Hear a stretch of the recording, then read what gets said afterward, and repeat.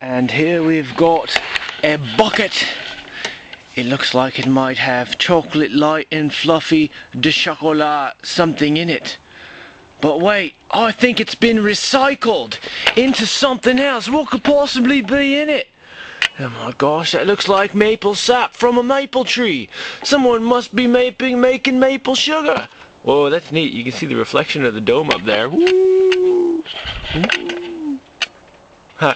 Anyway, I got home last night at like midnight and a half to find that my maple syrup trees, I know they're just maple trees, but I'm calling them maple syrup trees because that's what they are to me, were spitting out lots of maple sap into their buckets, and their buckets were full, and this is like 4 gallons of maple sap.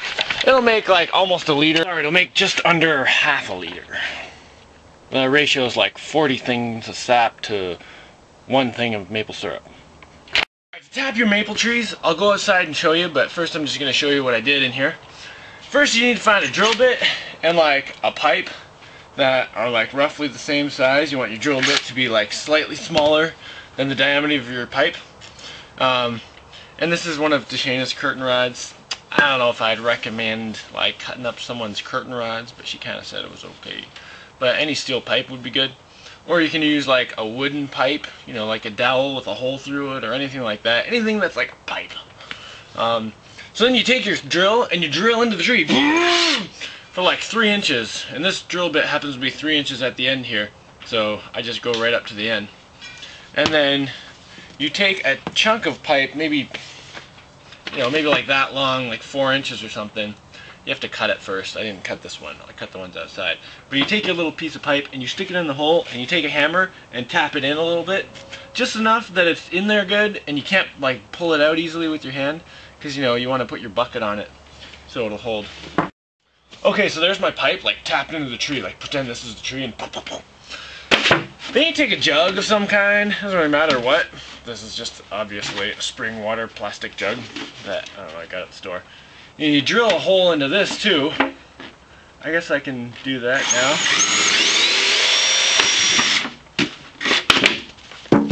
Oh, get back here. And see, now it has a hole, and you take that hole and you jam it on. Come on.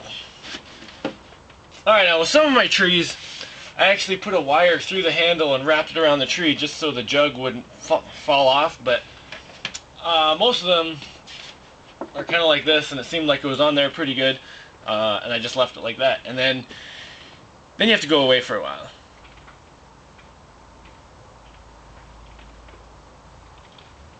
And then like 12 hours, maybe a day later, you come back and look and like, oh my gosh, it's like full of sap. And then you take your jug off, and you take your lid off and dump it into your bucket, you know, like that bucket the camera's sitting on right now, that's full of sap. And then you put your jug back and try not to lose your lid. And then you wait a while. And then you come back like 12 hours or 24 hours later or something, and you see, oh my gosh, there's more sap, and then you take some more and you keep doing that until you have lots and lots of sap. Although you might want to like start boiling it while you're collecting it, because you can get like hundreds of gallons of sap pretty easily. So it's kind of good to boil it as you're going, unless you have like huge containers. And I have a few of these 5-gallon pails. So I'm probably okay for maybe 2 or 3 days, because I tapped 7 trees, and yesterday I got about 1 gallon out of all of them, and today it might be a little bit warmer. I might get actually more, so I might use up all my buckets today and have to boil like crazy tomorrow to, you know, boil the sap down to syrup. And all you really do for that is you take the sap and boil it just like you were boiling water for like macaroni or something or whatever. But you just keep boiling it until it gets thick. And you know, there's kind of funny ways that you can check. You can check the temperature of it, and it should be boiling at 7 degrees above what the boiling temperature of water is. I think it's 7 degrees Fahrenheit, something like that. I don't know. I don't really pay attention to that. I stick my finger in it, and when it tastes good, I'm like, oh yeah, that's some good stuff. And then I boil it a little bit more because I like it, you know, extra thick and tasty. I'm not sure that came out right. Okay, I just watched what I said. I was totally rambling there. The 7 degrees above the boiling temperature is like when they say it's done. or you can just like taste it, or like, you know, look at it and be like, ooh, that looks great to me, and then it's done. The maple syrup, you know, when you're boiling it. And my wood stove happens to be on right now, as it often is in the winter. So I just put like a little pot of sap on the stove, and actually it's getting pretty golden. When the sap first comes out, it just looks like water. This is starting to actually look like syrup. That was about a gallon when it started. But to really, you know, get it boiling faster, I'm going to start a fire outside, kind of a bigger fire, and put the pot right on the fire. And that's what I did to boil down most of that pot, but I just, you know, put the little bit that's left on the stove just because it's going right now. Anyway. Alright, let's go check out the stuff outside. Oh yeah, before you go outside, it's good to put clothes on. Ooh, cold out there! Dum dum dum dum dum dum dum dum dum dum. Oh yeah! Alright, check it out. Here's where I did what I told you about earlier. Drilled the hole and whacked the pipe in. And here's my bottle with a hole in it. Woo! So I just emptied these last night, like 12:30 in the morning. And it's the next morning now. So there's not that much sap in there because it flows a lot slower at night. But I think there's enough to collect it. I saw some of the other bottles over there off in the forest. And they were like half full. So I'm going to go get them. Yeah, I just remembered some important information that you need to know about the stuff. Alright, you have to be able to identify a sugar maple tree. Otherwise, you know, if you're tapping like oak trees, it's just not going to work. At least, I don't think so. Does anyone know if you can tap an oak tree?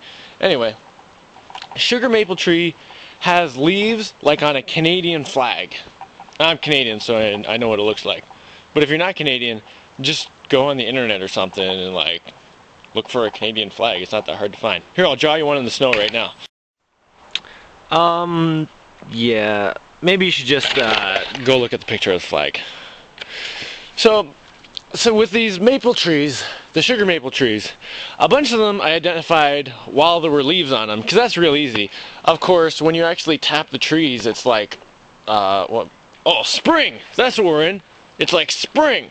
So winter just happened. There's no leaves on the trees. You can't identify them. But what I did was I wrapped orange tape around a couple of them. And there were some other trees I wanted to do besides just those ones that I wrapped the ropes around. So I just looked at the bark and made sure I remembered it really well, and then went over another tree and then looked at that bark and looked at the bark and then looked at the bark and then looked at the moss things and then looked at the moss things. I was like, yeah, those totally match. They're the same. So, you know, as long as you have like a couple maple trees marked, it shouldn't be that hard to figure it out, because, you know, the barks on all the trees look different. Oh yeah, and the other important thing is the time to tap the trees. You want to tap the trees at the end of winter when it's above freezing in the daytime but still below freezing at night. And I'm going to go fill up a bucket now. Ah, sweet dude! It's a banana building with like buckets in it. Looks like this one used to have cream cheese in it. Mmm. Actually, it was cream cheese icing. It was from the bake shop. Alright, let's run over to a bucket. Ooh, yeah!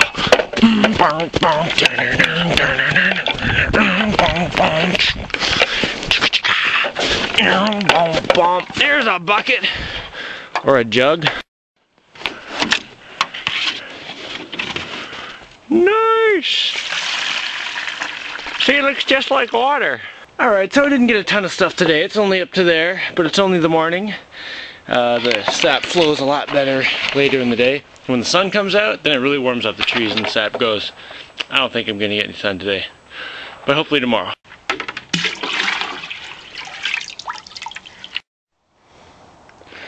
Well, it's actually looking pretty good.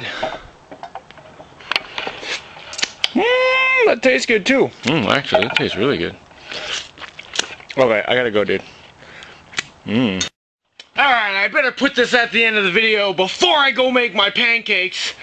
I don't care that you know how to make maple syrup better than me!